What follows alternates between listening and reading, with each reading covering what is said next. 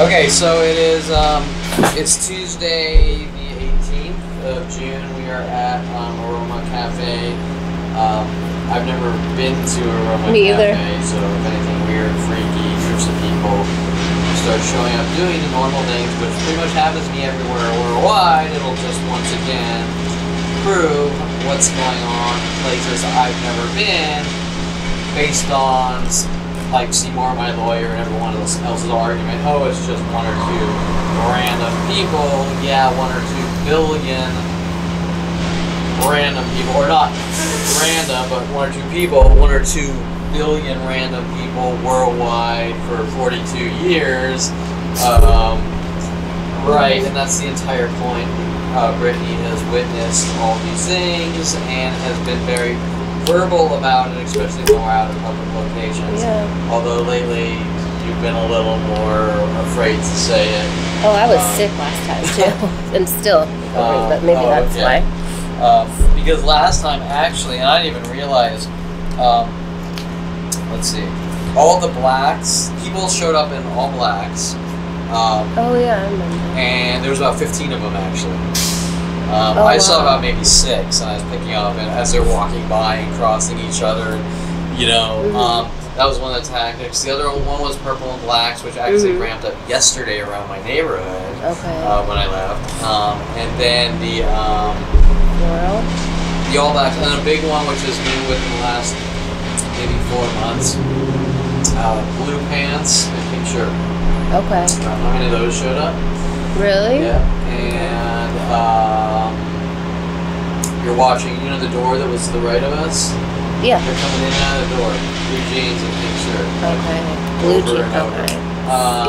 And then the stripe tactic, which there was a combination of horizontal and vertical stripes, which was big about maybe 8 years ago or something, at the coffee beans out in Woodland Hills and things like that. And the gray and black, right? Gray and black? Yeah. Oh yeah, some gray and blacks. Not as many as usual, but some gray and blacks. Black, all black pants, all gray shirt. I remember that. And then yesterday they were ramping up. Yesterday was interesting. I had a lot of black people or African American people pissed off at me, and they all followed me to Ralph's. Where? At the same time. Okay. I haven't seen any. One guy actually giving me like a really mean look. And this all happened. Like, I made a joke on Twitter the night before from the movie. I was watching the movie Undercover Brother, which is hysterical. And that movie is you go really solid, right? And so I took a picture of my hand going solid, right? That's not the type of thing that anyone cares about, especially if they're not following your social media accounts, if they're spying with these worldwide spy groups on my social media. So, to sort of break it down and understand things that don't make sense, hey, you have 4 followers on Twitter because they keep shutting down your account, right? But yet when you make some Twitter joke, it goes worldwide. And then there's worldwide people in anger and rage as if you were the President of the United States, mad about things that normally people couldn't care less about. Right? It was just, yeah. But nobody's following your account, trying to make it look like you're talking to yourself and you're crazy and things like this, right? It's kind of the conversation we had last week, how you're creating this situation where you have literally worldwide groups running around as if you were the President of the United States, spying on you, going, well, in high school you smoked marijuana, so we have to extradite you from society. But nobody cares if anyone smokes weed in high school, college now. And it's legal now. Unless they're the President and they have responsibilities like their finger over nuclear missile buttons. Right. So it's all out of context. And then it's nobody knows you. Right? So why, right? Well, why is to make someone look crazy. Sorry, I was distracted by that noise. Okay, so sorry, Brittany, what time do we have? 12:30. Hour and a half. Or hour and 40. Okay. Seen it too. So, last week, You saw a tidbit of my life when I said, wait. 30 days of my life. Oh, wait, I don't know. Messy notes, high-speed messy notes. It's okay. Karen T. Phillips asked me on the stand, About I can't remember the exact questioning, but I said, if I could give any person in this room or anyone else 30 days of my life, which has now been 18 years, every waking minute, 30 days of my life, the average person would have killed themselves in those 30 That's days. what she said? That's what I said. Oh, okay. And she like laughed it off, like, yeah, okay, sure, whatever. Right. You know, this lady has no clue. Right. Okay. And she has a hard drive of about 10 terabytes of proof, but in pre-trial, so anyways, but without getting that, so you've seen, every time you're out, you've seen on video in your office, tons and tons of videos, not even close to the amount I have or given to my lawyers or anyone else, but enough. I mean, the first time looking at the video going, oh my god, I can't believe this. Well, yeah, people were like screaming at you and cussing you out and all this stuff. Yeah, the scream. But not only that, the covert attacks, subliminal level, like at the park with the, who knows, 15 pairs of identical cars around this small park. Once you pointed it out, I saw it for sure. Yeah, things that are totally unheard of. I mean, totally like, how is it even possible to coordinate this with people worldwide against one guy? So you've seen all this, and more importantly, when every time we've been out in public at different locations, all over from Woodland Hills, we're now in Newbury Park, Thousand Oaks. You've seen the patterns what happened, the patterns, and what happens when I walk outside my house, right? Yeah. And when I'm in my house, just like we heard the alarm horn there honk twice a few seconds ago. Oh, I missed all the neighbors are doing it over and over, or if I walk out on my porch, they know when I come out, and they do it, right? Things like that. And I've seen them come to your house several times, the cops and stuff too. Yeah, the cops trying to break in my house or get false information or twist and contort information for false arrests to cover up their crime spree. So you've seen all that. So did Dincy win? Do you know? That's random. I'm sorry. That's kind of interesting because I don't generally follow things like city council, but I looked on there's a website, cd12.org, for District 12 City Council, and it states that in January 2009, so-and-so was elected.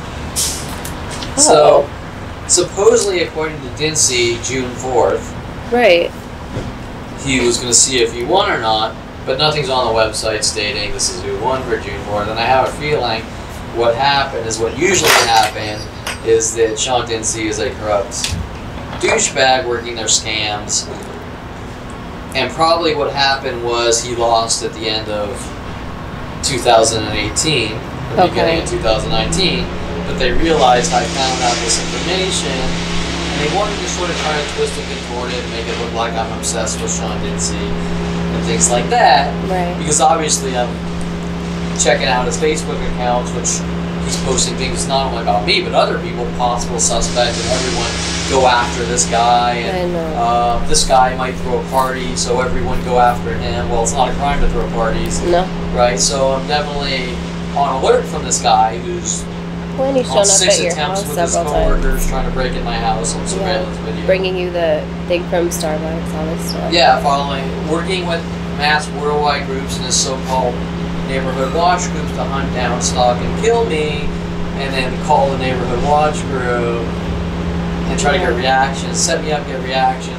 Yeah, of course you're gonna be like, what's this guy up to now, right? Yeah, absolutely. If you're not seeking him out. No, he came into my life with Jensen in 2013, trying to silence me. What? I'm sorry, I'm not trying to jump around. You sent me an email of a recording of some woman talking about... Oh, yeah, that's my neighbor Marlene. Did you hear it? It's very short. No, I didn't listen to it yet. It's a simple couple-minute conversation about our homeowners association, HOAorganizers.com, and how we used to be part of a bigger company and now it's a small company, and how they're taking all the HOA fees and they're using them for one side, but they're letting everything, they're not putting any money into our side. Really? And so we kind of get into a conversation about how people were forced to move and Oh my gosh. thugging things, and then I tell her I have these things they did to me on video, right? Her saying, well, I'm afraid to tell them. Or she says something like, I reported that the gate lock doesn't work, and they said, well, you know, people just hop the gate, so why should we fix it? Something, and I said, well, that's irrelevant. It's our money to evenly distribute and fix, and since we haven't had grass in 5 years. I know, that's crazy. You know, things like this, right? The whole conversation was, well, the people on this side are on the board, so they use the money for their own benefit. That's terrible. And I think, well, Terrence Stroggins and Greg Koenig are on that side, right? In 1 and 2. Right. Yeah. And Terrence was on the board at one point, right? Yeah. Do you see motive? That's okay, right? terrible. So anyways, that's all recorded. Oh, and then I asked her, of course, at the end, that's not would you like to do an interview about that? And she said no. Okay. Definitely no. I knew she was going to say that. Have you talked to her before? Now and then, but the thing was, at first she was, with the rest of them, angry at me that I'm all these things, I'm doing all these things, and... But now that it affects her, she's, like, talking, or... Who knows, right? I mean, I think it's more now that I've notified enough people with enough proof, now she's forced into neutral because she has no leverage play. Does that make sense? Yeah. I mean, listen, people don't... Would you like some hot milk for your drink? Hot milk? I'm good. I'll take a little bit. Thank you. Warm it up. Wonderful. Thank you so much. I mean, people don't generally take part in things like this to begin with. Correct. So you have to kind of look at their moral integrity. That's why I was wondering about... beforehand, right? And so that's the problem, is you tell someone, look, this is what's being done, and they go, I don't care, you're a horrible monster, then you know they're not a good person to begin with. Because they've made all these judgments based on things that don't make sense. Based on they're taking part. hearsay or whatever? Based on hearsay, but more importantly, once your actions, look, everyone makes judgments. Right. But it's your actions. Yeah. Okay, I don't like that guy over there. I don't like that guy's car. I don't like what he wears. I don't like what he does for a living. And that's... I went on a date. I don't like that guy or girl, whatever. We all do that every few minutes of our life. Right. But we don't all how do we deal with that? Well, I went on a date with this person. I don't like him, so now I have to kill him. You don't see them again. That's what you do, you know? You stay away, right? Right. Exactly. Yeah. That's not... Yes, exactly. Yes. So, you don't do...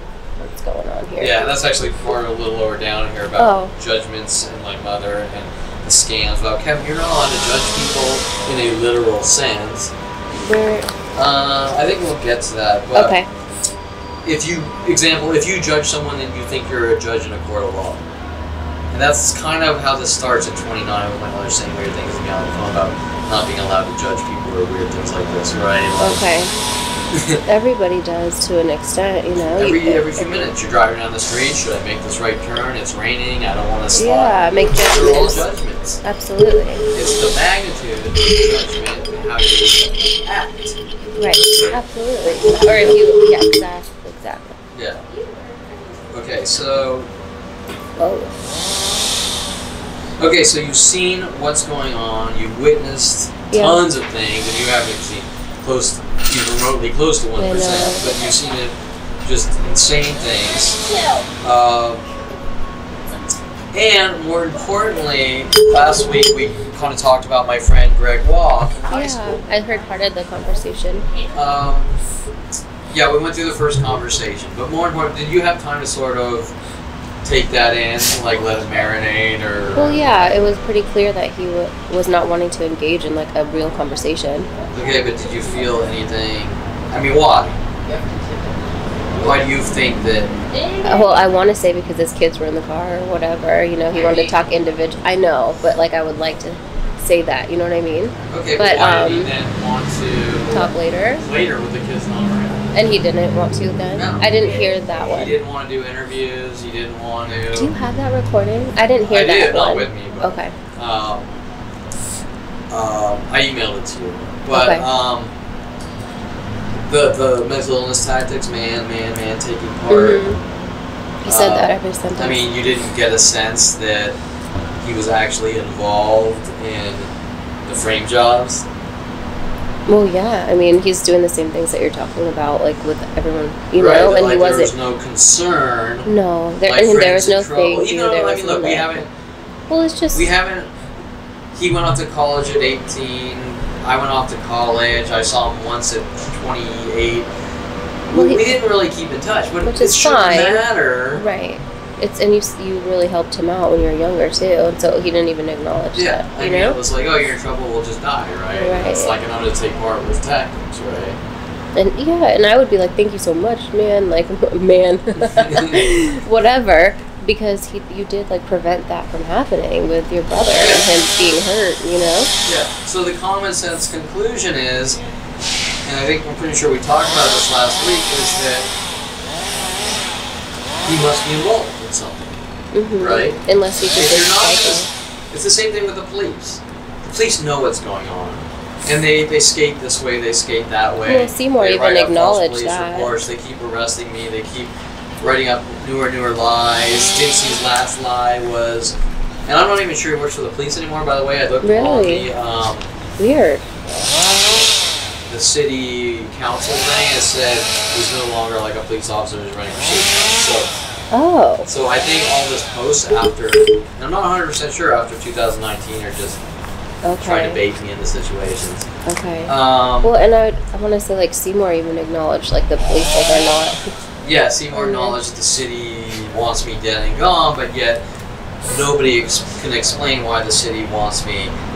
Nobody will tell you anything. First of all, the city, which just magically happens to link to every city I've ever lived in since 5 years old, but all working together. But they haven't explained to me what the problem is. Never. In the beginning. Right. Right. They try to cover it up with people coming after me and then saying, if you react with what you did. Right. But they never go to the beginning. Right. What's it about? I mean, what? You're always defending yourself, like when they say that you did you hit him or whatever. I forget who this. Did I what? When that guy with the keys that wouldn't let you into your place, like you were taking a walk, he wouldn't let you take a walk, and you had the keys. Oh, Bailey Bernard. I was gonna say Bailey Bernard. Yeah, and then they were like, well, did you hit him or whatever? Right? Even though like he. Sorry, I'm still sick a little bit.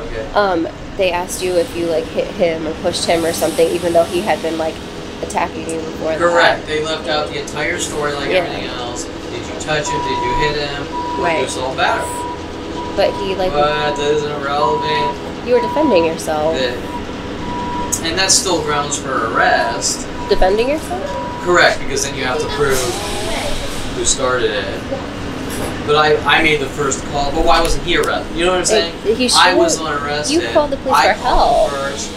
I was arrested. They didn't care what happened. They just kept making up excuse after excuse why I'm crazy and I'm imagining. You called for help. Why on earth would you do that if you were guilty? Yeah, especially with all the other calls late in advance and the things on video showing that what's going on, right? Right. Exactly. So they have no excuse, but it's the same thing. Why? If you find out this thing's happening and you go to the police and they refuse to help you and say you're crazy and we need to lock you away, and they're doing things to make you, try to trigger you, to make you look crazy, then they have something to hide of unimaginable proportions. And so now Greg Waugh is exerting this same behavior. Right. Not Kevin's acknowledging. calling me for help, even though he sparked the thought by sending me that letter. Well, and the letter, the they picture. knew I was going to try to contact him. Yeah. And he didn't want to get back to me. And then his wife answered. When Jen tricked him,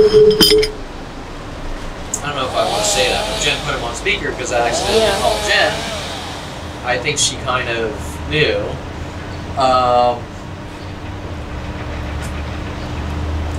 I'm half in. I'm on the fence. I'm your friend, but I'm not your friend. Jen? Right?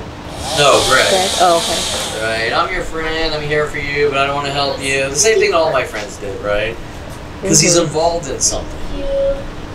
And common sense says, without any proof, any confession, says that he probably planned out the entire scam, like we talked about last week, of going over to my house, a little Jen Yang, hang out with Jen Yang, Jason trying to get me to spy on people, Do you for think?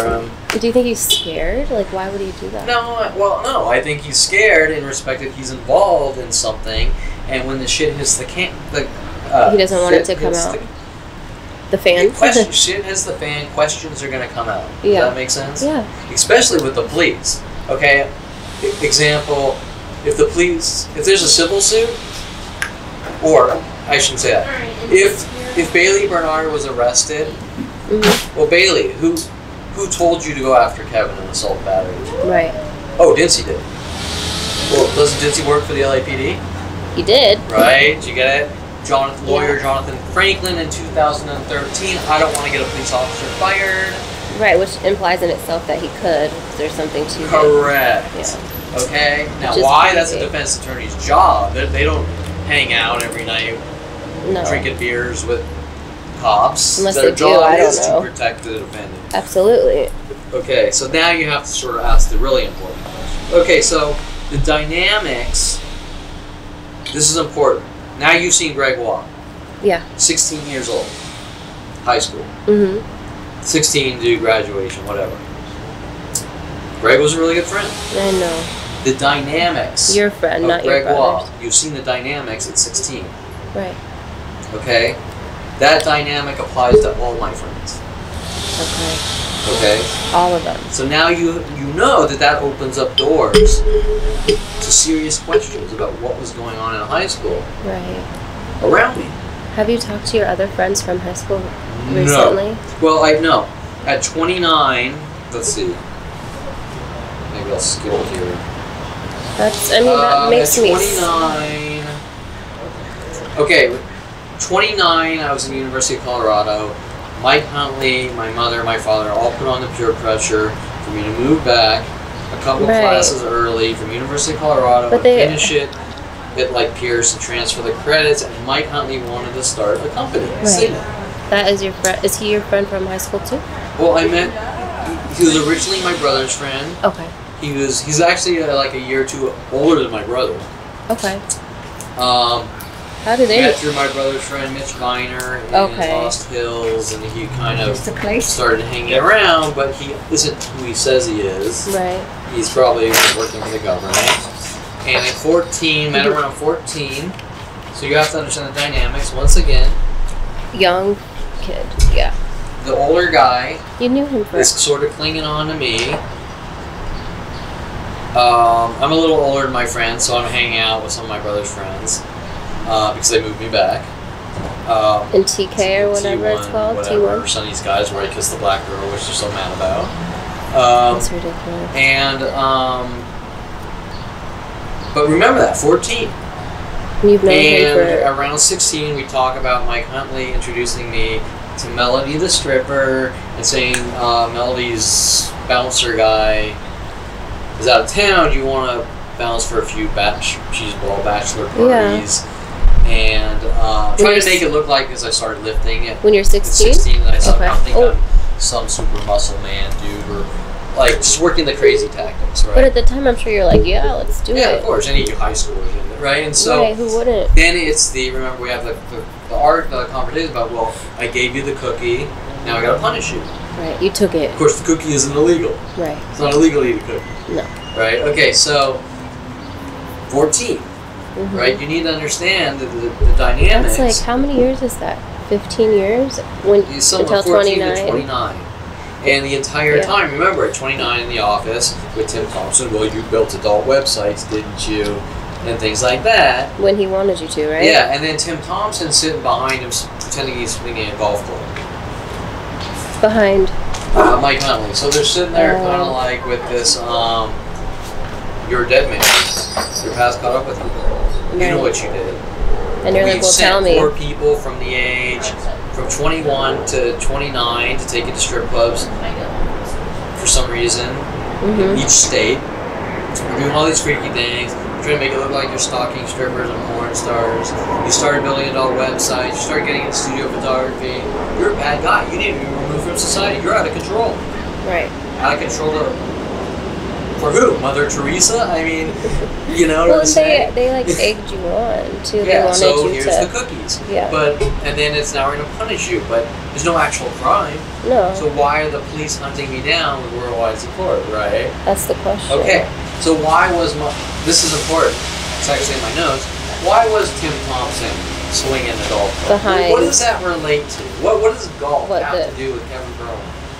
Oh, my first thought was the crowbar thing, but I don't know. Actually, it's a little before that, and it has to do with my mother coming up to me asking me, and this is somewhere between 14 and 16. Is it on the next page? Sorry. If I had hit our neighbor kid, Josh Burnham, in the head with a golf club.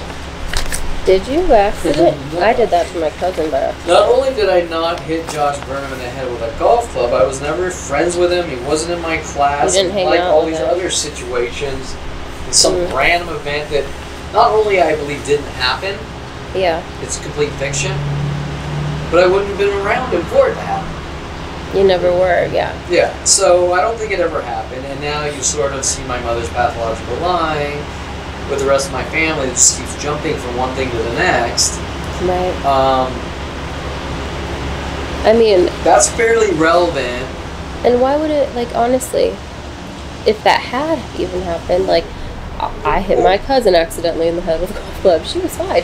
But, like, kids do things without meaning to, you know? Well, first there's the context. Yeah. Okay, was someone hit with a golf club? Were they in the hospital for critical condition? No. Did they die? What happened? Nothing. Well, just like I supposedly killed someone, according to Starbucks Corporation and Dempsey and all these other people, like, there's no crime scene. No, because it was Right? totally false. Right? Those accusations. They can't proved answer that, the simple right? question of who did I kill? Right. Because Right?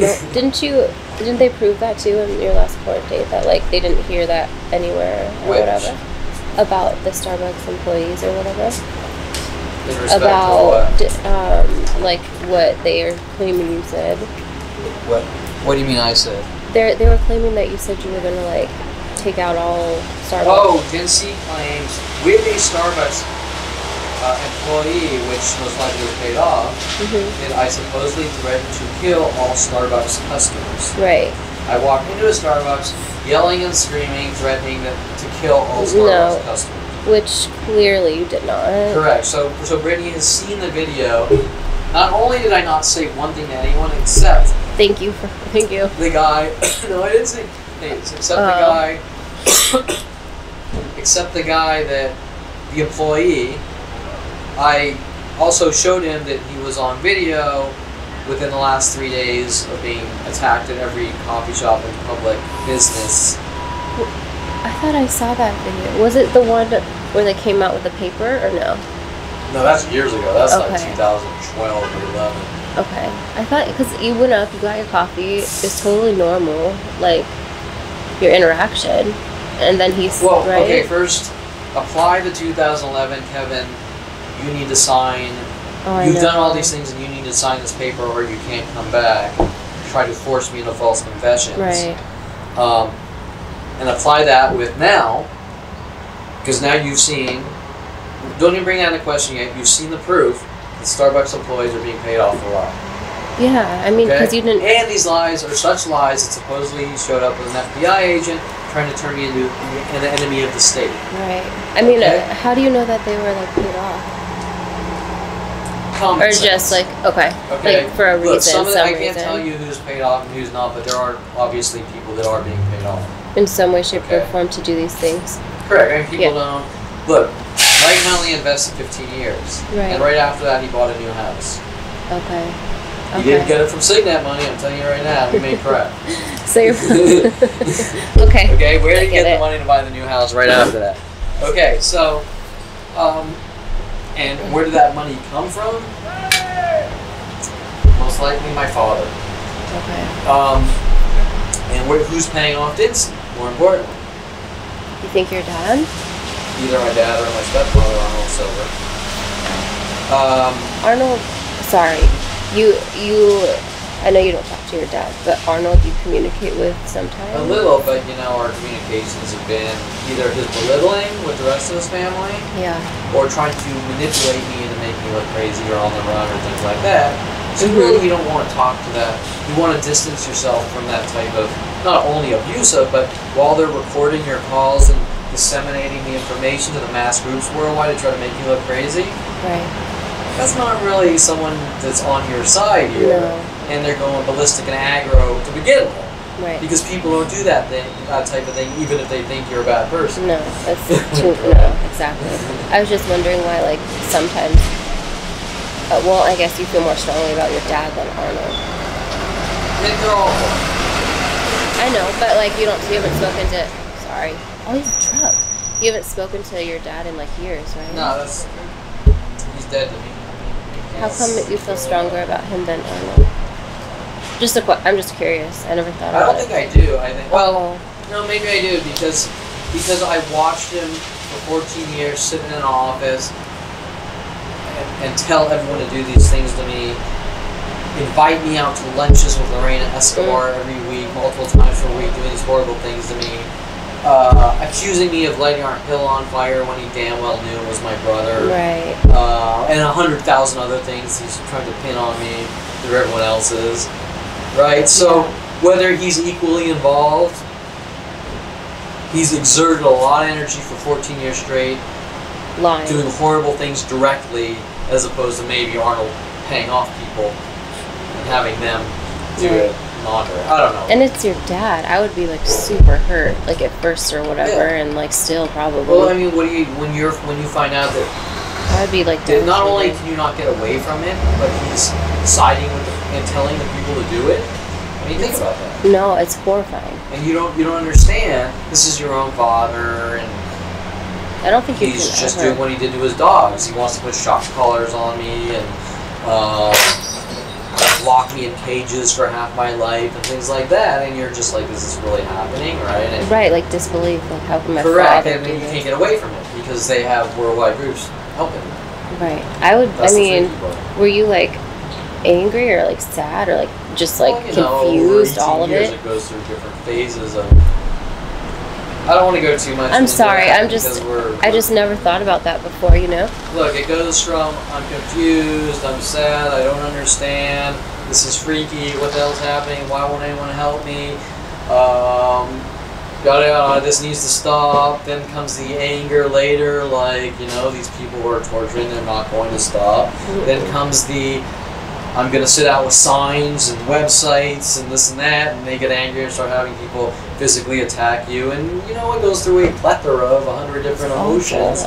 None of them good, and none of them with any hope or recourse of your survival, because there's a planetary level murder operation to kill you, and not one person is coming forward and says this is wrong. Okay, but that's totally. I know. I'm sorry.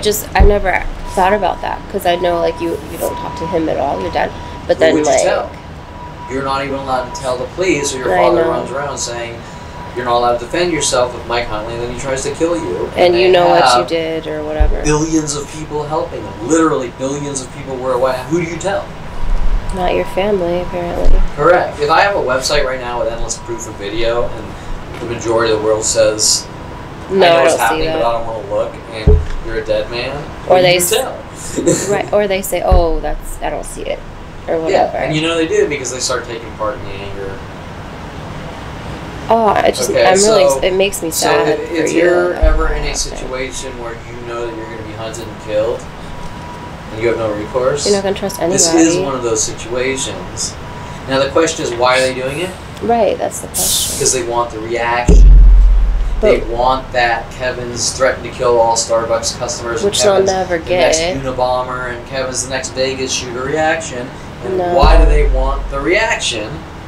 Right, but well, that's a complex question based on cover-up operations. That's what I'm saying. With the original agenda to remove someone from society based on psychological labeling from the psychology community, police and government, in flagging and kill operations, which people don't want to believe. Which I didn't believe myself. Well, of course not. Exactly, because you don't want to ever fathom something like that. I mean, you can't even think of something like that happening until you're in it. You know what I mean? You can, and it doesn't matter how many fictional movies of these theories, and even if you watch the fictional conspiracy movies, there are. We see conspiracies all the time in the government. Not on this level, but we see all sorts of, whatever, Watergate. Okay, Watergate was a huge presidential conspiracy. There's all sorts of political conspiracies on different levels, but most people don't want to believe, especially when we come to ideas. We see in movies like Born Identity or whatever, where people are trained as assassins. Someone thought of it, yeah. Yeah, you know, you don't know. Is this some creative writer, or is it something that a recount of something or something? And then if you want to really get down and dirty, well, what did they try to do to me? They tried to do to me what they did to Edward Snowden. Oh, Edward Snowden, a hacker, he doesn't know anything, and blah blah blah. He's a menace. And oh, wait a minute! Now the guy's speaking, and he's on video, and he's a freaking genius. Now he's a threat. Yeah. Okay. That's like. So why did the government try to turn everyone against him? Because he had information he didn't want people to know. Correct. Okay, so that's a government conspiracy based on highly demented NSA level operations. He was doing the right thing. That none of us wanted to believe. They were all kind of like wives' tales. Right. Okay. And he's like, I'm going to share this information because, right? Edward Snowden? Yeah. Yeah, now think about my trial. Seymour wouldn't allow anything to talk about my life, who I am, going to college, I know. the things I've accomplished, the knowledge I have. Kept some crazy conspiracy theorist that watches lots of movies and has no grasp. The reality was his opening and closing arguments, not those words, but that's what he was trying to convey to the jury. Right. And that's why I'm glad like we talk about the things you have done and all these things, because you I mean a lot of things. You started your own companies, like you went to school, you have college degrees, Well, listen, I'm not the smartest marble in the bucket, but you have accomplished these things though, functioning. But here's my, and I don't want to spend too much time. 14 building, learning to build. I mean, this isn't. 14 building RC cars piece by piece and modifying them. 16 picking up books, learning how to build internal combustion engines from hot rod magazines, buying books from a bookstore and actually going out and building engines on my own. Yeah. Nobody helping me. See, that's amazing. College, learning computer animation, 3D animation and visual effects on my own because I wasn't in one of those specialty schools and it was a new technology, and so I learned all that on my own and brought it into the college and integrated it all. Did you really? Yeah, a degree. They didn't have the technology there. That's so cool. A split degree in computer science, and then a BFA in fine arts, where I went into 3D animation, visual effects, where I worked for Universal Studios, modern video, film, some smaller Thousand Oaks companies. Then starting Signet East Services Internet Host Provider with Mike Hunley, then getting into studio photography with green screen and visual effects, then getting in 14 years of IT from server hardware builds, OS builds, Linux-based systems, you name it. Then come 29, Mike Hunley, you're a dead man with the police, we're using the system against you, bye-bye, die. Makes no sense at all. The judicial system in courts, Kevin's a crazy man like Mel Gibson in the movie Conspiracy Theory, has no grasp on reality, blah, blah, blah, this and that. Doesn't leave his house, is agoraphobic. This is coming from a guy that used to hang glide and skydive. I'm not major, but was getting into it. Do you see a little inconsistency here on the information that's being given out worldwide and who I am? Yes. Okay, so that's important. Why wouldn't you bring that in as circumstantial evidence, especially when the prosecutor's bringing in things that aren't relevant? Right. I mean, I wish, that's why I wanted you to, like, I'm glad you just shared all that, you know? Because this is like, you have been very productive and done these things and not everything. Going to be able to get to it today, but this is a detailed list of what Seymour got and many others right instantly after, and I have to try to figure out how to print it so it's readable. This is just Terrence Scroggins, this isn't Bailey Bernard, but this is the setups with Terrence Scroggins and all the things that were going on at the same time, starting 2 days before, with Brian Ushar at Valley Automotive telling me that Dincy was hunting me down off his website on Facebook 2 days before the arrests, and all the things and all the people working with them in mass attacks. And this is the simple version. Jeez. Did you print it this big to hang up somewhere? No, I printed it for our conversation. Oh, I didn't know if you had posters so long, or something. You can't read it if it's on one page. Oh. I didn't know. I was like, this is like a perfect poster size. I didn't know. So. We'll have to get that, and then I have another one like that for Bailey Bernard. Okay.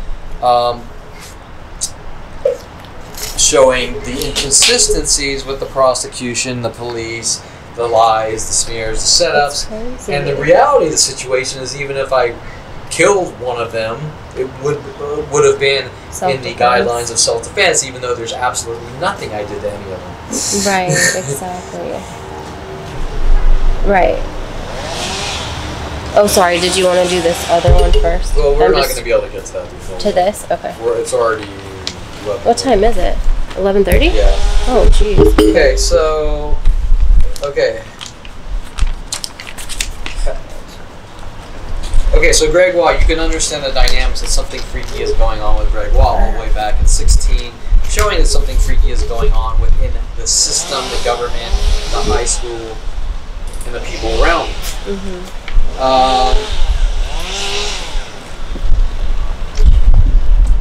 Something freaky is going on with the weather, too. I can't believe it.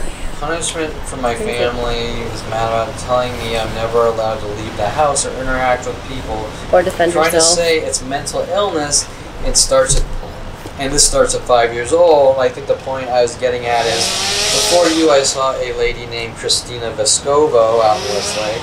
In Westlake? Yeah. Okay. Christina Vescovo. Playing these same games that nothing's going on, and it's not healthy for me to talk about my problems. That's just what she live my said? life. Yeah. And telling me to do their cheeseball little brain paint thing that pissed me off and try to get reactions. Oh, that's what you were saying. Christina Vescovo. And, how long did you meet with her? Like a month? A month or something. Are you on the first page? I'm sorry. Yeah, absolutely. Okay. On the phone, when I first started seeing her, she tells me that one of her patients, a 29-year-old, that turned into a paranoid schizo, and she wrote a book about her life, and she only had one reader. Yeah. And so she needs help, and so she's not allowed to leave her house. What? And I'm like, yeah, okay, sure. Where is this at on here? I'm sorry. What? Where's this at on here? I just want to find where. Oh, the very top, like right here. Okay. Okay, so let's do the math. When did Kevin Pearlman and me find out what's going on? 29. 29. When did the psychology community step in and try to cover this up with my mother and Susan Donner? 29. Okay. There's no such thing as someone's a paranoid schizo, they're not allowed to leave our house. No, not at all. Next. If someone is a paranoid schizo, if they're not, if they're a conspiracy theorist, if they want them some to weirdo live their lives. that skips around all happy and writes books about them being whatever, there should be no problem with the police, the government, anyone in the community saying you're not allowed to write a book about your life unless they have something to hide. Wait, so she was saying her former client wrote a book about her life at 29, and then... Well, she was using it as a example. She was alluding that person's me. What? Come on. No, I mean, why would she say that? I'm so confused. Because she was delivering me a message. Right. You're a violent paranoid schizo, you're not allowed to leave your house. That's like the complete opposite. She's the same age as me. I hired ghostwriters to write a book. The police got mad and everyone at Starbucks Did you write it? Or did they write it? Half of it needs a lot of work, and I couldn't work with people because they were all being contacted. It's not helping me. A ghostwriter? I didn't know that. We never talked about that before. But it's hard to write a book about this type of thing. But I think it'd be the cops went apeshit ballistic. What? Isn't it the First Amendment? We're allowed to say whatever we want. We're allowed to write whatever we want. Mm-hmm. Especially in the time of tyranny. I want you to finish that. So, why would Kevin Pearlman not be allowed to write a book and people get angry about... Look, I don't care if someone wants to say I'm crazy. Right. Nobody's going to tell you, well, you're not allowed to write a book because you're crazy. No. Unless they have something to hide. Right. It's irrelevant. I mean, people write weird, random, crazy books People write books about how to pick up women by putting freaking salamis down their pants, whatever. Ew. Okay, but you know what I'm saying. People don't care. No. But, so, one question. You said she only had one reader. What was she implying with that? She was implying that I'm crazy and I'm not allowed to write a book or leave my house. Are you the one reader? Like, who's the one reader? She's just using an analogy. I'm sorry. She's that trying just to stood make me out. think that it's my fault. Okay. Look, That's ridiculous. She obviously doesn't know. She doesn't have a twin client. Right. No, that's why I was like, those are crazy coincidences. Schizo at 29 or whatever. That's what I was thinking. Like, what are the odds of that? Yeah. You know? Okay. What are the odds of turning schizo at 29 alone is impossible. I mean, and just like Kevin Perlman is not allowed to leave his house, anywhere I go in the world, people show up, you're not allowed to leave your house, we're going to torture and kill you. Right. And Dincy saying, get in your house, basically not wanting me to leave my house. Right. Okay? So the point is that she's delivering an indirect message. You're not allowed to leave your house because you're a paranoid schizo. And then obviously That's it switches to a ridiculous. wild paranoid schizo because we want to remove you from society. But you've done But nothing. even if I were to be a paranoid schizo, Doesn't matter. nobody's going to tell you you're not allowed to leave your house. No, they would want, like, honest, I've worked with people, like, who struggle with, like, schizophrenia and all that stuff, and the goal is to, like, acclimate them back into society so they can live a functioning, happy life. Correct. So it doesn't the make point sense. Is, but not only that, but people do have mental illness. Oh, And just absolutely. because you have mental illness doesn't mean you're a menace to society. No. No, not at all. 90% of people with actual mental illness They're work totally fine in great. society. Yeah. And so Sean Dincy running around that we need to remove people from society who are mentally ill That's is the linked complete to opposite. something with the psychology community, and all my recordings of LAPD police scanners going possible male mental, I possible hate male that. mental, follow them, watch them, That's track the their cell opposite. phone. Those are all crimes. It's the opposite of what needs to happen. You know, that, like, makes the stigma of all that even bigger, and so people can't. Correct. So maybe the guy has some tiny little minute mental illness, which I mean, in the honestly. DSM 4 or 5 or whatever is like, who cares? Right? Hey, you suffer from anxiety disorder. Okay, so now we're going to follow you around bashing your skull in with a It's like crowbar. 1 in well, that 5 you suffer people from do. brain trauma and bleeding disorders. Which are crimes, right.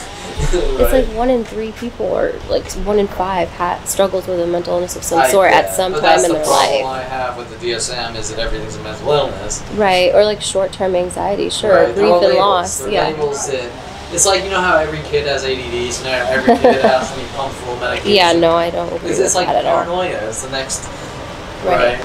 No, you're right. Absolutely. It doesn't matter. No, it really doesn't. If they're good people, they're good people. If Yeah. they're not, they're not. Period. Yeah. I agree. Okay, so did we talk about my brother hiding the anarchist cookbook? In You the did cupboard? mention that. Did we do it on camera? I think so last week. About how, like, you put it together years later or something. Let's see. Just a quick recap. I put together some years later after my father claiming that I lit our back hill on fire. After my brother and Richard Grunberg went around throwing sparklers down our back hill with brush and lighting it back on fire. My father, for some reason, is trying to cover up all these things by Saying it was saying you. it was me, showing that most likely they were doing it with intent to frame me like everything else. Right. Um, Yeah, that's My ridiculous. brother, You right didn't- by the garage door, had a anarchist cookbook in the cupboard there. Now, well, nothing was ever directly said about it. Maybe that's why for 18 years, every time I go to a restaurant, the chefs were whistling at me. I'm Mhm. not sure. But I just sort of threw that in there. Okay, so, Seymour saying you've been labeled. Seymour saying I've been labeled with mental illness. We talked about this a couple weeks We ago. did, yeah. By the Gov, but yet they all leave out my entire life accomplishments like we just talked about, and can't specifically say what the mental illness is with no actual official labels other than you're mentally ill and you need to be rid of the world. Right. Exactly. Has Right. anybody ever actually like labeled you with anything No. I mean, Susan Donner tried, but in the after hospital? the first visit, Right. she didn't know who I was. Okay, the first thing you need to understand is you can't walk up to someone who doesn't know you and they just throw some label on you. No. Right? No, it's not fair. And that's the problem with these DSM labels. And in the emergency room right after you got bit bitten by the dog? Didn't the doctor No, know? the doctor tried to. First of all, the ER doctor, that's important, tried to write that I suffer from delusional disorders. And nothing about your physical. Above. No, he had it in there. Oh, he did? It's Okay. all under it. Treated for dog bites, this and that. All the photos with me of all the clothing shredded and the blood everywhere, whatever. Then at the very top, working with Detective Shapiro, he suffers from delusional disorders, and then Detective Shapiro running around going, yes, other report says you suffer from delusional disorders, but you can't really get to the point. Well, what about below that? Because they cut you off. No, you're crazy. I don't have time for you. Like okay, a crime was committed against you. Clearly, here's the blood and evidence and everything, Yeah. but all they're focusing on is the Okay, but let's look at the bigger label. picture. That's Let's not focus on ridiculous. that. No, I'm just saying they're not even looking at the hardcore evidence. They're just looking Yeah, at this they're label. intentionally bypassing it. Right. Now comes the more important question. Why? ER doctors don't put psychological evals in emergency room No. incidences. I don't know. I've never seen their things. Guy comes in, treated a dog bite, he suffers from delusional disorder. Right. First, how would he know if I suffer from any disorder without seeing me 100 times Exactly. and talking about my life and knowing me? So now he doesn't like something I says. So the emergency room doctors aren't psychiatrists. I mean, some of them have psychiatry degrees, but my point is that the boundaries of an emergency room is people being hit by cars or bitten by dogs. There's no psychological evaluations. Right. I don't know if he. I don't didn't know sit the down laws. meeting after meeting telling him that I see pink elephants farting every day. Okay? I'm sorry. I know, but that's the reality. I know it's funny. Right. But that's the reality of the situation. I wonder. So why is he putting it in there? No ER doctor is going to put that in an ER thing. Maybe some weird mental institution report. Right. A ER doctor putting in Mental health diagnoses. No. So not unless the person told them this information. Like if they ask them and they're like, I have depression, whatever. correct, and also, ironically, it also comes from some of my statements on social accounts that you're all delusional. That you said that? Yeah, so they get mad that I defend myself or say, look, you're a fucking nutso, get the fuck away from me. And they go, oh, you can't say that to someone, so now we're going to do it to you. Right, and that's Remember fine. the whole copycat thing I was telling you about last week, how someone does something to me, then they try to manipulate me. By the way, there's a alarm horn, but so if someone does something to me, then they try to manipulate me into doing it back to someone else to make it look like I'm schizo or copying him. I remember that. Okay, so, but that was important. Yeah, obviously the ER doctor. Now remember, my father's an orthopedic surgeon and my brother is a urologist. Right. Okay, so not only that, but you have to link to my father's mentality with Patty Guggen that we protect our own, like mobsters. Like the doctor crew or what? Yeah, obviously my dad goes to doctor conventions and, do you understand? Mm-hmm. My dad mingles with all the doctors. Right. Now the doctor's son comes in and these things have been done to him by the doctor. Right. So this doctor over here might not be friends with Ronald Perlman, Right. but I'm sort of standing up for him because he's a fellow doctor.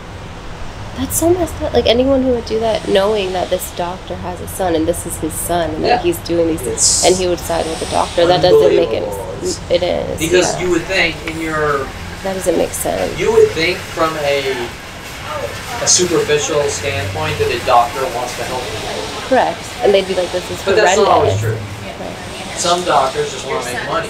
Right. Some, yeah. Yeah. Unfortunately, yes. What is so we talked about Josh Burnham with the crowbar. the other day? You thought about my it. My mother claims that she's never said this to me.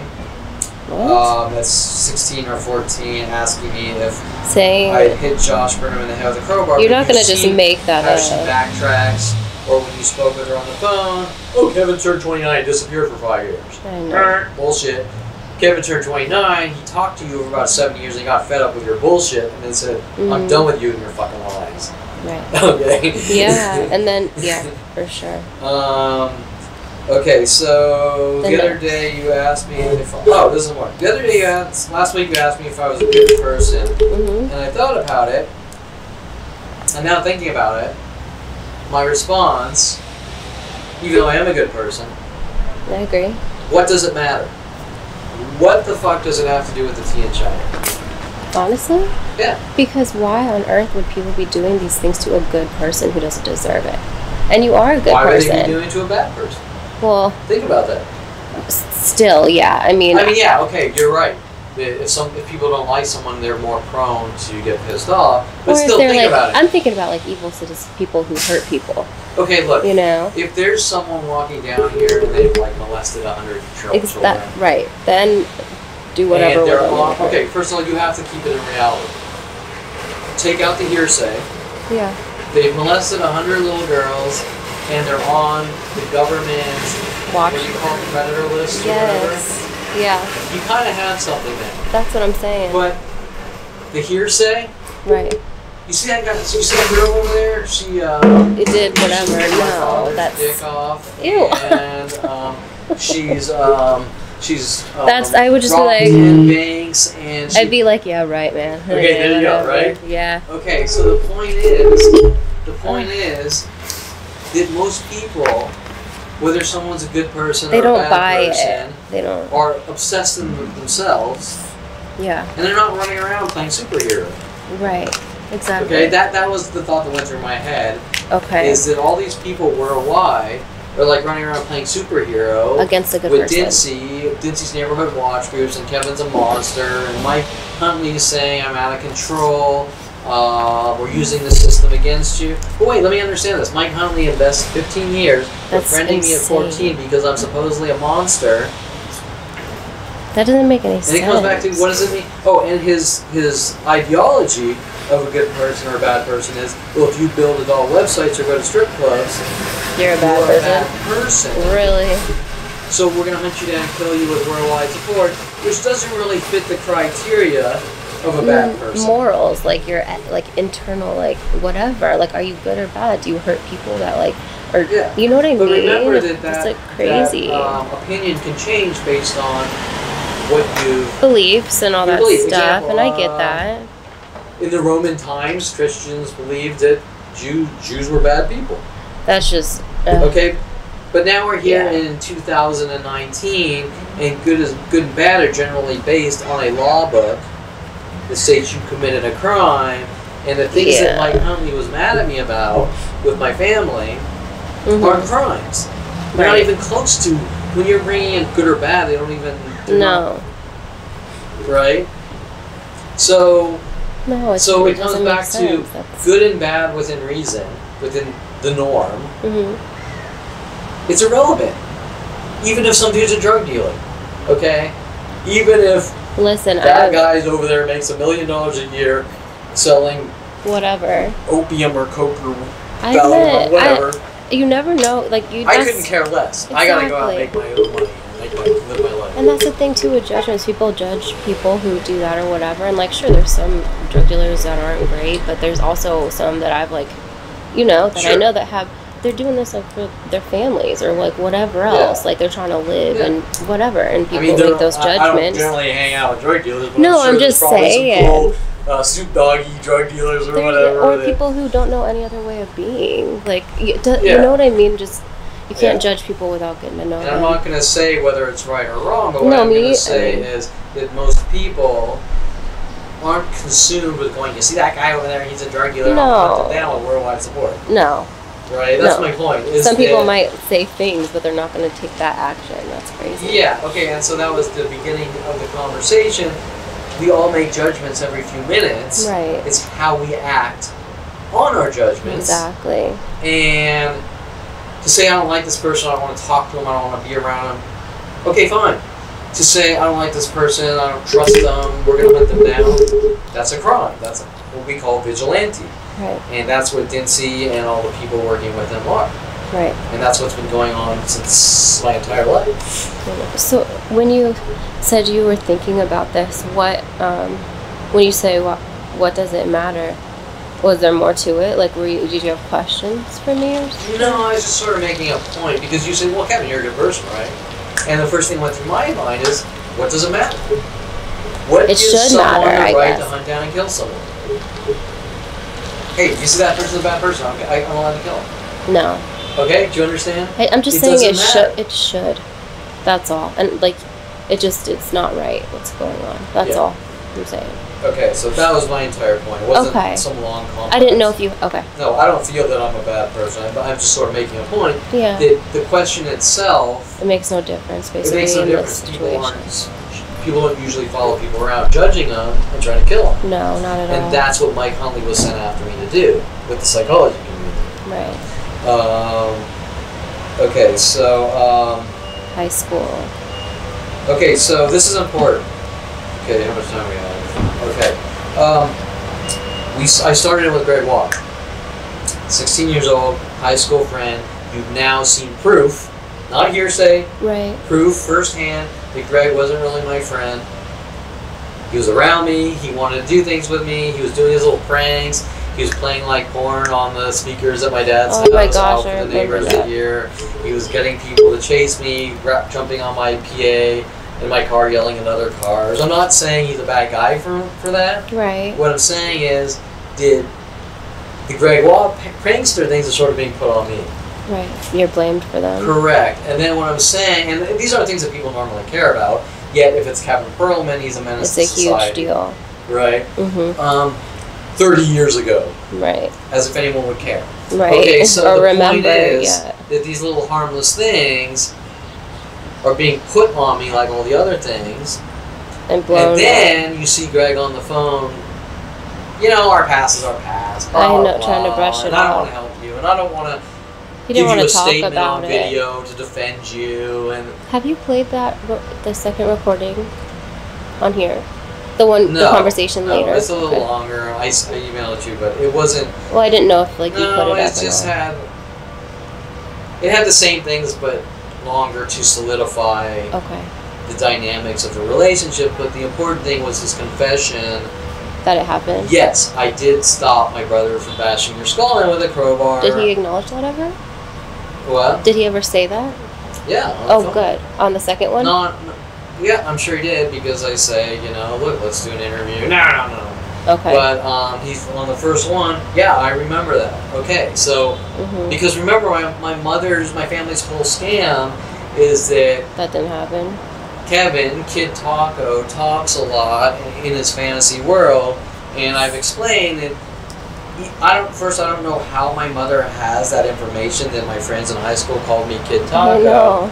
But more importantly, it wasn't for talking. They were calling me a Mexican for building these awesome cars. Piece of shit, $300 '69 Firebird. But you built it yourself. I mean, that's pretty cool. Okay, but the point is, my mother is spying on me, and she's getting this information.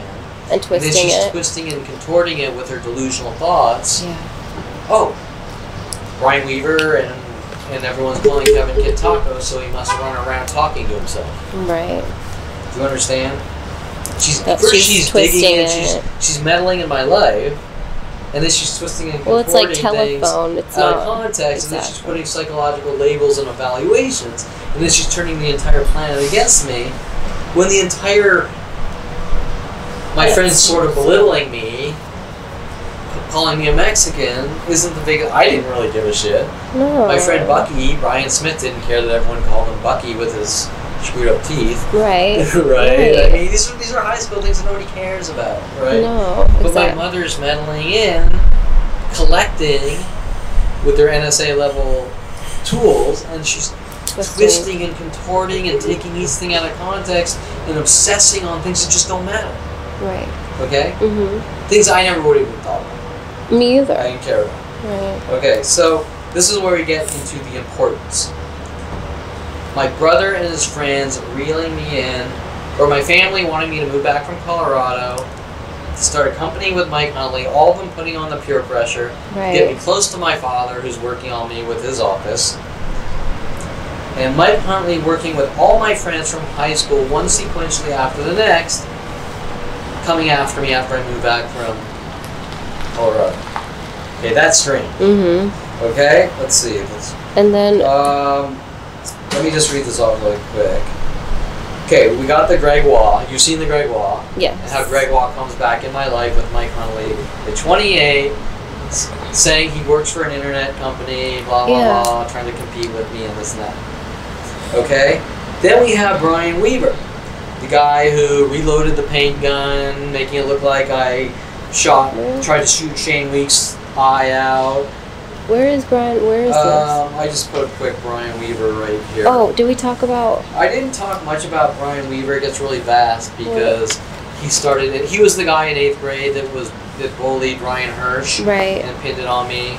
I remember then that. I got into building cars. He copied me. And then started trying to sabotage me with Joe and Hawaii Racing.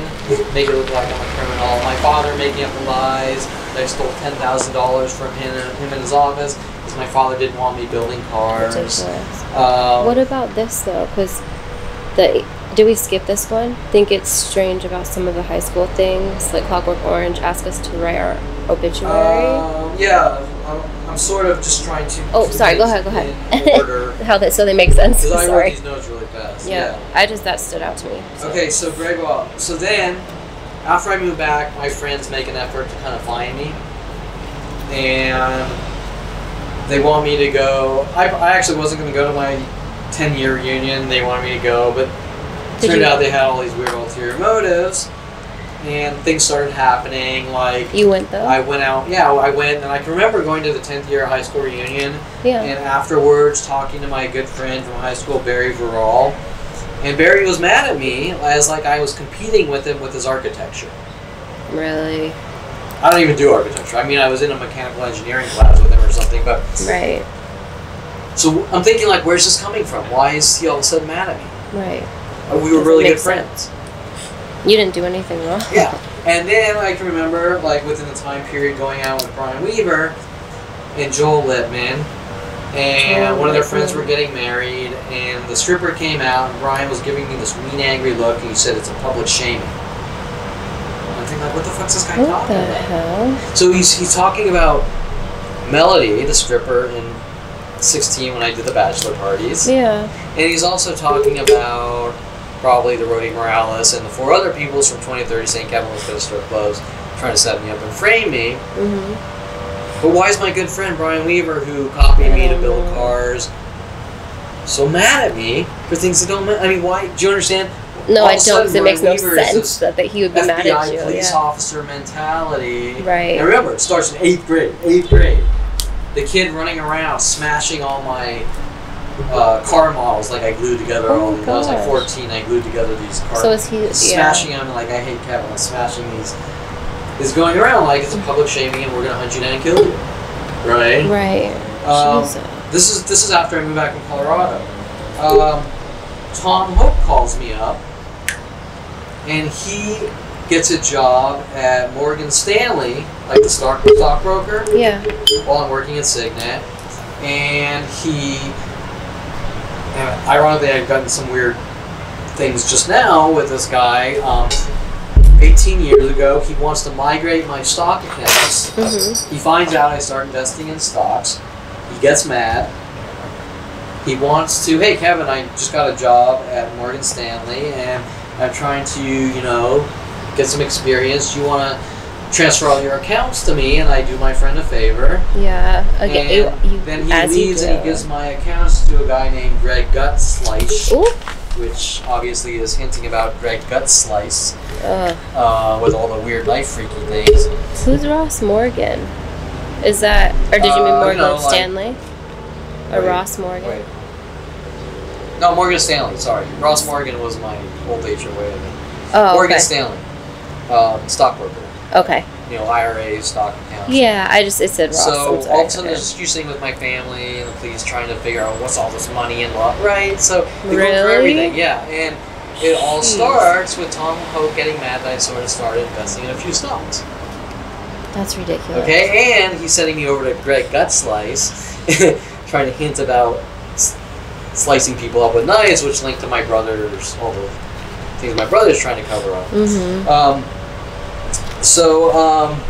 That's Tom Hope. Okay, then we have Joel Littman comes in and he starts pretty much working the angle that I supposedly, it's my fault that everyone called him Melon Head. Why? I think he had a big head or something. Oh. His name was Scott Jellin, and I don't know if this is true. Supposedly, they found him and he hung himself naked or something weird like that. That's horrible. Like, everyone kind of bullied him. Not bullied, like belittled him. In high school?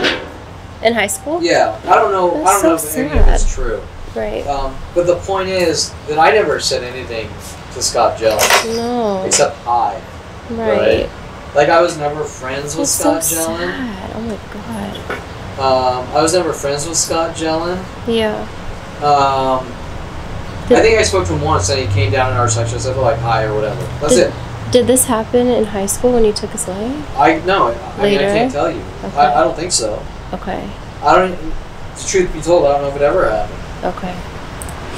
Now, one of Mike's words to me at 29 is like giving you enough rope to hang yourself with, and Joel Littman coming in and kept hinting about Scott Jellin, hinting that I supposedly pushed the guy to suicide. But remember, they also have Carissa Brands claiming that I supposedly made her go into a mental institution. Paul Humphrey's girlfriend, which I didn't do anything to. No. Right? You see a pattern of behavior here? Mm-hmm. That's awful. So, and by the way, there's a porn star around that time named Hunter Scott, who I believe was working on me too. Really? With Mike Hunt. Jeez. Okay. So, Can I run to the restroom? Yeah. Sorry. Okay, so we were talking about Scott Jellin. Very important. Brittany got mad because I laughed. He had a big head, and she went in and went to the bathroom. That's just no. I was like, huh? So I was Kid Taco. Bucky had the big teeth. Bucky and Scott Jellin. But okay, so the point was that I never was friends with Scott. Like all these other people, I was never friends with Scott Jellin. Right. Which I believe that Joel Littman and Brian Weaver sort of trying to pin with Mike Huntley and trying to say, well, Kevin pushed this guy to suicide. Okay, well, the first thing we need to ask, did Scott Jellin even commit suicide? I don't know. Have you tried to look him up? No, I haven't actually, because it's just I've been too consumed. Right, understandably. But did it even happen? That's the first question. I don't know. Is it just something that Joel was saying to make me think once again that I did something wrong? It could be. Right? Because let's think of the reality of the situation. I have worldwide groups trying to push me to suicide or remove me from society. I have girls like Carissa Brand working with Paul Humphrey saying I forced her into a mental institution. I have worldwide groups trying to check me into, force me into mental institutions. It's got to be about something. Right? Then we have the whole Kevin's a bully and supposedly, obviously, through common sense, I supposedly did all these things to Scott Jellin. But you didn't even talk to him like that. The only thing I've ever said to him, he came down like one time in our little area. I think I said hi, and that's it. According to Joel Littman, after coming back from University of Colorado, he had hung himself naked or something like this, obviously implying that he was the bullied kid, that's so sad. The outcast that ended his life because he didn't fit in, and somehow it's my fault. That's awful. But then, of course, they switched to the next 100 accusations. Right. Okay. Now, Mike Huntley saying he gave me enough rope to hang myself with. It's hard to know if that's what he was implying, or if he's implying I'm a drug lord. I don't know. No. Okay, so, but the point that we're making is that these are all my friends working on me one by one as I've come back from University of Colorado. What is are you going to talk about the English thing? Yeah, let me finish. Sorry. Okay, so Joel Littman. Don't worry, I'm watching. Joel Littman also, I get the saltwater aquariums, then he copies me, just like Brian Weaver did in high school, then starts telling all the fish stores worldwide to attack me in angry rages for getting into that hobby, showing a pattern of behavior, Brian Weaver doing that at 16, when I start building cars. Okay. But what's the most important question? Why? How do they have the resources to contact every fish store in the world, every car auto shop in the world? Right. And so, wait, so saltwater tanks started in high school? No, After? maybe 35, 36. Oh, okay. That's so Sort of trying to cool. find hobbies while being hunted. What kind of fish? Well, Exotic fish? I don't want to get too sidetracked. I'm sorry, but- no, that's I mean, they're really all, cool. Saltwater's all exotic, but That's so they're cool. awesome, but it's so much maintenance. But You still you have two choices. Uh-huh. You have the predator fish or the friendly fish. Right. You can't put them together. Right. And then you have the corals. And the sea slugs? Some fish eat some corals. Mm. And then you have the crabfish, whatever, the shrimpies or the shellfish. Right. And then you have to really be careful. Like, I wanted to do puffer, blowfish, and things Oh like my that. gosh, yeah. But then I found out, well, they eat all your corals and they attack all the nice fish. Right. So I had more of the clownfish, I had Oh starfish. my god, so cool. I had one mean starfish to Really? go eat all the...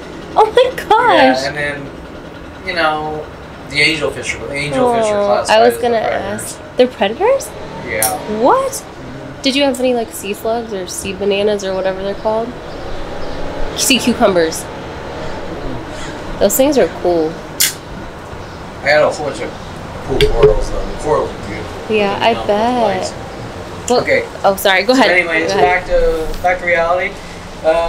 Okay, so Joel Littman, you get the idea that all these people are working on me with every angle. Mhm. And Brian Weaver saying it's a public shaming while telling the world that I'm doing all these things I didn't do.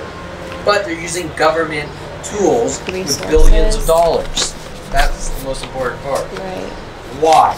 Okay, so now, where are we? Okay, so now we're going to go to the teachers on Calabasas High. Okay, Okay. those were my friends, student friends. Now let's go to the teachers.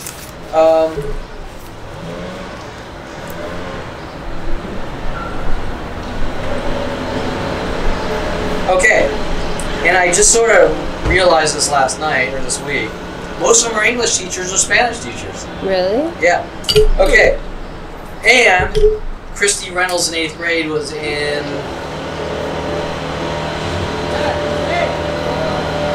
Miss Vaughn's English class. 8th grade, Miss Vaughn's English class is when my family and everyone got mad at me for checking out Christy Reynolds. And Okay. she felt uncomfortable, which I don't blame her. Well, you didn't do anything inappropriate, did you? No. I mean, I didn't drop trowel or anything, start smacking her face with my penis. Ew. But I wasn't expecting drop trow. I've never heard that before. Okay, so anything other than that? no, what happened was that I was totally attracted to Christy Reynolds. You were shy. And I was right? very shy. Yeah, I remember. I've always seeing been that. kind of quietish, not an icebreaker. Right. Not really shy, but having a problem breaking the ice. Yeah. So you just And noticed so I was her. kind of checking her out, like, oh, she's cute. Mhm. This sort of little 8th grade. OCD-ish 8th grade, I keep looking at her. Well, yeah. And she feels uncomfortable. She says, Kevin, why do you keep looking at me? And I was too scared To say anything. to say I like you. I Mhm. mean, I'm in 8th grade and I'm shy 8th grade, and yeah. a little You're introverted. young. Well, fairly introverted Yeah. majority of my life. But they try to use that one against me too. And that's it. And then Tom Farley's told to stalk me with Tracy Picos. Mhm. Picos. Right. Peeping Tom Farley tries to Tracy Picos me to death and all these things. Mhm. Brian Weaver works with Ryan Hirsch to say I bullied him. Right. Kevin's angry. He hates women. It's my mother. It's a death stare. She didn't say it Oh. directly. She said, "What is that, Kevin? A death stare?" When you I was were about looking at- 35 Oh. at our house, making me understand the dynamics of the communication. A death stare looking at who? Sorry. My mother, like today, refused to talk about what's going on. Right. And I kept bringing up the issue. Look, Mom, these people keep fucking attacking me Right. in Vancouver. What's going on? Like usual, still, she won't answer the stupid, simple question. Mhm. My mind's racing a little because I'm course. consuming Canadians attacking me every place in the world. And you were 30. This had just you had just started to. Yeah, my mother's lying and I suffer from this and that. my mind's racing a little, like Of course it is. reliving a few hours before. Well, weren't you just figuring everything out around that, like 29? I'm still figuring things out. That's the scary part. I figured out where the grass is greener came from this week. Where? The things with Nikki Delano and the porn, the grass is greener porn, comes from the movie 1960, The Grass is Greener. And my mother telling me that my past caught up with me and I have to leave the country comes from the movie The Grass is Greener. Oh, really? Just like Kelly Hatch working on me with 1946 Bad Seed. Well, let me tell you something. If someone's working on me with movie mental illness tactics from the 40s and 60s, who do you think it is? Because I was born in 72. Right. Okay, think about that. Someone older than you. Someone older than me and probably my parents. Okay, so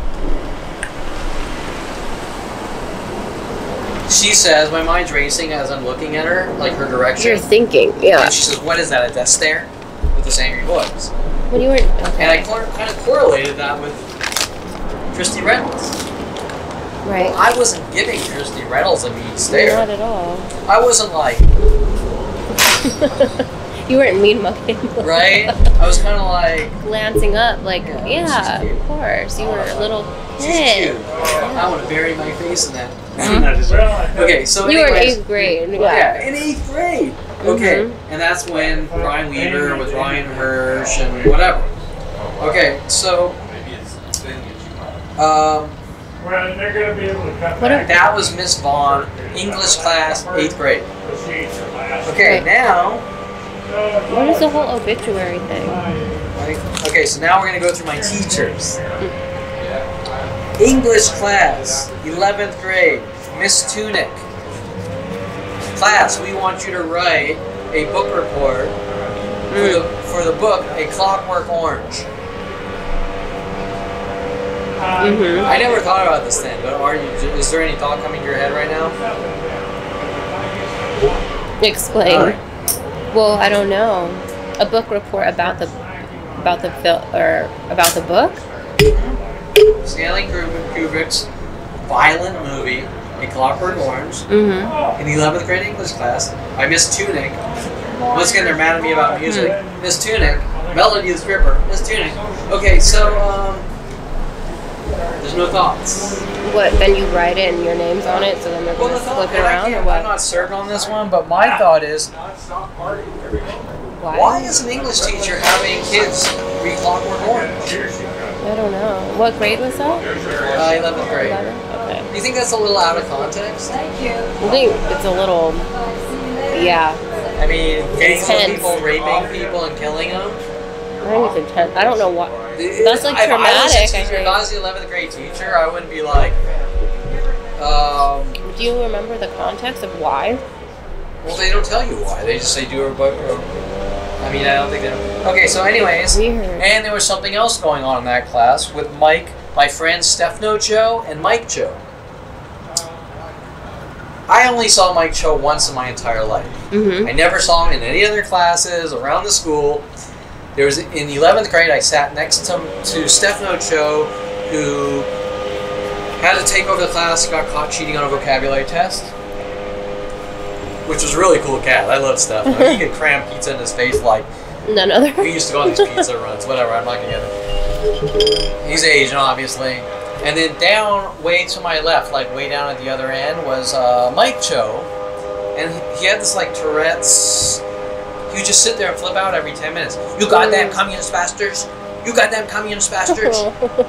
And I can't really tell you Something what was the whole going on with him, two though. things are about.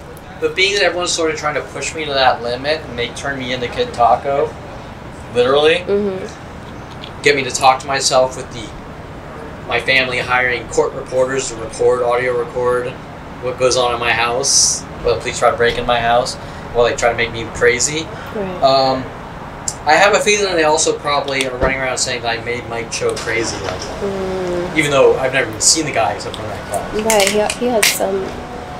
Okay, so there's this big thing with people mad at me about Clockwork Orange. There's people mad at me for singing in the Rain on IRC, but they can't understand that singing Singing in the Rain actually comes from the movie Singing in the Rain, not Clockwork Orange, even though when he's raping the girl, he's singing in the rain. I haven't seen the movie. Okay, so anyways, you get the idea, I though, do. right? Okay, now, Mr. Baylor's English class. Baylor was my auto shop teacher and my English teacher. Baylor wants us to write a paper. He wants the students to all write our obituaries.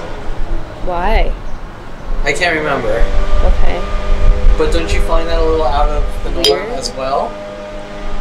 Yeah. Like, why? Like, I'm trying to think, like, the rational reasons, like, what do you want people to remember about you? But, like, what is the context of that? I don't get it. But yeah. It seems a little morbid to me. It does, me too. I'm not saying people don't do things that are creative, but it seems all these things are a little out of context to me now, looking back. Yeah. I wrote a Naked Gun. I don't know if you ever saw the movie Naked Gun with Leslie Nielsen. I wrote like when he died. It's all comedy. Like he dies and he falls. He's like falling down and his head hits the iron and then he jumps up and this happens and that happens and then it was just comical, right? Yeah. Like, and he doesn't die. It takes forever to die because all these comical things keep happening. Okay. Okay, so I wrote a paper like that. And I remember my mom got a hold of it and she seemed like all concerned. Really? Why did you write this? Just like with your art? Yeah. It's like these are assignments. And It's I creative. turned it into comedy. And then I wrote a paper for him about cars and women, talking about the curves. And obviously Play cars on is words. analogies or synonyms of women, whatever. Okay, so... Yeah. Okay, now also Mr. Baylor, also in the auto shop class, a couple things happened. One was, and this really isn't the biggest deal, but when he was torquing the head bolt, he was torquing the wrong head thing. And I said, Mr. Baylor, it's not whatever. I said, it's this. Oh, did He he said, get mad? no, it's this. And I kind of, look, he's going to snap the bolt. And he snaps the bolt, whatever. And everyone kind of laughs. And he got mad. I guess he got mad. Because you knew better. But something else happened. He gave us an automotive test. And then he left the room. And then my friend Tom Farley and Craig Diamond come up and they wanted to cheat off my paper, kind of like the movie Spies Like Us. Have I seen it? That's another comedy with Chevy Chase. But anyway. Oh, really? And it seemed, now looking back with Tom Farley doing all these things to me, they were profiling me, do you understand? Mm-hmm. We're trying to set you up and get you to make the wrong decisions to use against you to make you look like the bad seed. Right. Okay, now, Mr. Quigley. This one's more important. Mr. Quigley was my PE teacher. Oh, yeah. And my English class teacher. And in English, Paul Schaefer was bullying me. Now remember, my lawyer, Seymour, has called me a bully. Ridiculous. Now, in English class, 10th grade English class, Mr. Quigley tells me to punch Paul Schaefer when he kind of pushes me over in the chair. That's crazy. Do you see a problem with this? Yes. He's telling you to assault. And my mother's running around saying we just want to toughen you up. Yeah, and lock me in jail, and get me to sell drugs, and get me to chop off some people's heads. She just wants to toughen me up. Yeah, okay, sure. Right? No. But at the same time, worldwide groups are following me around like you're a dead man for things I didn't do. Did nobody think it was weird that your teacher was telling you to, like, sock this kid in the face? That's where things all fall apart, okay? I've just rattled out how many friends stalking me. Yeah. Saying they're public shamings, lawyers throwing me in maximum security prison for no reason at all, who won't give the truthful story. Right. Seymour saying something weird like, when you were a kid, you didn't get a fair chance, but then they're destroying my life. Seymour said that? Yeah, but then at the same time they're destroying my life, like... Right. Okay, so now there's no chance. Right. Okay, so, but the point is, without getting too sidetracked, I didn't punch Paul Schaefer, and yet they're running around saying I'm a violent paranoid schizo with worldwide support. That's strange, but it shows you what's going on. Right. Okay? Right. Brian Weaver saying it's public shaming, but I made all the right decisions, showing you that they were going to always come to the same conclusion, no matter how good I am. Right. Okay, what time is it, do you know? It's getting late. Okay. It's 12:27. Miss Garcia's Spanish class around 10th grade. I've always fallen asleep in Miss Garcia's class, so Paul Schaefer would set the alarm on his Casio watch and throw it under Miss Garcia's desk, trying to make it look like I was faking sleeping. Really? And trying to provoke her into reactions. Okay. Then Mr. Quigley, in English class, telling me to punch Paul Schaefer. Then Ditzy with Worldwide Support running around saying I'm a public nuisance, a menace to society, and need to be removed from society. Right. See some strange. It's all like, yeah. They're all linked. It's all set up. Like they're on under the desk or whatever, trying to. Yeah, they're all being told to work on it. The teachers are working with the students to set me up and frame me to make it look like I'm the bad seed. He to lock me in definitely. jail or mental institutions. Probably try to make it look like I'm a violent paranoid schizo to put me in what's that school or whatever. Like if you commit a crime. Halfway house? What? A halfway house or detention? No, alternative school? Like if you're under 18 and you commit a crime, they put you juvenile in, detention? Juvie? Juvie, thank you. Okay, sort of try to push me down that path to lock me away, just like they're still doing. Right. Right. At 47. Non-stop, since 5 years old. You're pretty much up to close shop, right? Yeah. So let me we didn't even really touch this, but I think I got the important high school. English, Baylor, Quigley, Family, Tom Hope, Brian Weaver, Joel Littman. Oh, one last thing. Damon Riggins. Second page? Yeah. As I was working at Signet, Damon Riggins just happened to come down to our office, which was in Calabasas High, the black kid with the Camaro that I kind of raced around a little with my Trans Am, trying to make it into some kind of racial thing and like I hate black people. That's terrible. Competing with Damon Riggins, the football player, and I also supposedly hate football players and crazy things like this. When it's the complete opposite. Obviously contacted by Mike Huntley to come down to the office. Right. I mean, it's the complete opposite of, like... Yeah. Because normally you're going to say, look, Kevin built cars, and Damon was screwing around revving the engine, and Kevin's revving the engine. They start to race around a little, and that's it. Right. That was 30 years ago, and who cares? Right. I mean, the amount of people that I have on video with hit and runs or reckless driving that nobody can care less about. And it's like, Kevin, you went 60-40 30 years ago, so we have a worldwide campaign to kill you. You're a menace to society. No. Doesn't make any sense, Zero sense. Zero. And then it's racial, and now I hate Damon Even though Riggins, it makes no sense. and I'm jealous and competing with football players. And But you're hanging out with him. Like, if you didn't like him, I mean, you probably wouldn't be spending time. We didn't hang out in the same cliques or anything. We just kind of sported around. That's what I'm saying. Yeah.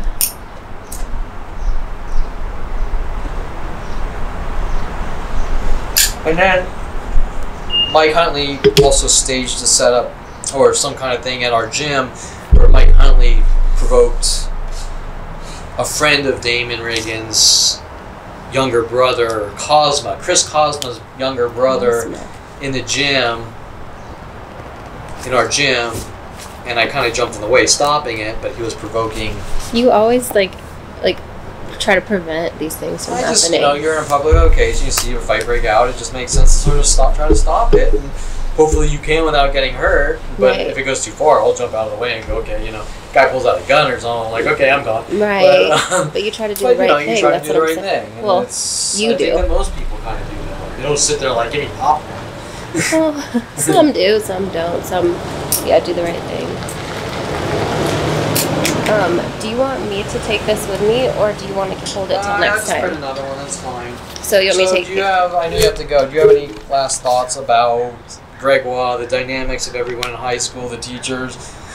It's just like appalling. And then as you're talking about it and you telling me the different components and how they fit together, it's like, holy shit. And so this is a 29, why they got so angry that they didn't want me figuring out. Because you started figuring it out and putting it together. Yeah, and their choice is that in order to stop him from thinking, mentally bash his skull in with psychological warfare, and try to force them on meds and this and that, Because then instead you're of addressing the truth.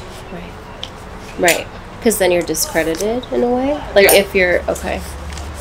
And now they're already around, well, he's crazy, violent, paranoid, schizo. Now we're watching you to control every aspect of what I say to who, and so they don't want the truth coming out. Right. Right. Yeah. And what's most important is that everything going on now, trying to make me look crazy, and this all links back to those events which we're talking about now. This is the context that you're talking about earlier. Correct. And this is all 8th grade into high school up until 12th grade. Right. Like way before back. all these other things they're trying to accuse me of. Right. Exactly.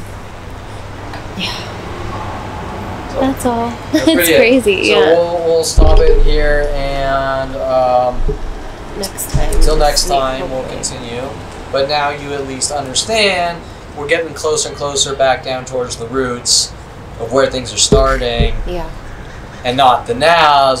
Kevin just flipped out at 29. He's a crazy man. Needs to be removed from society. Right. It doesn't quite mesh. So. And yeah, understanding your back, like the back story. And Yeah. the context How and things everything. start, why they're happening, why people don't want The me facts talking. of what happened then too. Yeah. Know? Yeah. Okay, so interesting enough, this time, this discussion with Brittany at Aroma Cafe was a little different. When I arrived to Aroma Cafe, I noticed that the entire parking lot was forward. It was early in the morning, about 9:40. The entire parking lot was forward, which is rare. I think I spoke with her. She arrived at about 10:30, and I spoke with her to about 12:30, and then she had to leave. Obviously cars started showing up. They all parked forwards. The clothing patterns were fairly normal, not much foot traffic. Until about 12:30 when Brittany had to leave, people started showing up. People started honking their alarm horns 2 or 3 times to try to provoke me. People showed up in the blue jeans, pink shirts, the all blacks, I think, some stripes, horizontal and vertical, black and white stripes, and some of the other patterns which I show and Brittany has witnessed. But this time, it was as she was leaving, these groups started to show up, not in or as aggressive as normal. For example, normally, like the last video, if you watched it, you saw in about an hour's time 15 people in all black show up, and a lot of them were walking by each other in large groups. This time was more spread and more subtle, so it's harder to pin down, but I can see it because I've seen it for 18 years. And so what I'm going to do is I'm going to play now probably an hour to an hour and a half of DVR video recording these people showing up with the clothing color patterns and honking the alarm horns, maybe twice in this time period in patterns of 2s, like honk honk. And it's not too exciting to watch, but it's there in case you want to watch it, or for history's sake, or whatever. It's now, attached to this video. Another thing is, after that, I went in to get a haircut at Supercuts next door. The Asian employee was playing the games, I don't know you, who are you, blah, blah, blah. Then telling me weird things that I have a lot of fear. And as I'm leaving, saying bye-bye, like they did with Detective Angela Stewart, contacting all the lawyers to say bye-bye and things like that as some kind of threat message. Then as I was sitting there, other strangers will walk out and they would say bye-bye to her, trying to trigger me and provoke me and create this paranoid schizophrenia, make it look like I have paranoid schizophrenia and I'm a violent paranoid schizo. But most importantly, these things didn't happen when Brittany was there. They happened right as she was leaving. And another Asian came out of Aroma Cafe, sweeping as I was eating, and she kept kind of like trying to get closer and closer and sweep under my feet to try to trigger me into a reaction, saying I'm a nice person, and then asking me if I can move while I'm eating while she's sweeping, and me going, look, can you like finish sweeping after I finish eating or whatever, and then her going in back into Aroma Cafe. And not only that, but the owner, or I don't know if she's the owner, but another Asian employee, when I first go in, trying to sort of manipulate me to sit inside, which was strange. But then after around maybe 12:15, coming out to strangers showing up with the color patterns and saying enjoy, which doesn't seem strange off the surface, but for years at every restaurant, hostesses and women and waitresses were told when they see me to say enjoy over and over like 100,000 times to try to trigger me into a reaction to go after them. So that's one of the strategic psychological warfare tactics. But most importantly, this time, all these tactics started right after Brittany was leaving, and that's when everyone started showing up. And it was a little bit different than normal. A little more spread, a little more scattered. The groups weren't all together. The timing wasn't timed perfectly. Like a lot of times, two people will show up at the same exact time with the same clothing colors. You know, maybe they're 10 minutes apart. Right? You get the idea. So here it is, not too exciting, but it's here if you need to see it now or in the future.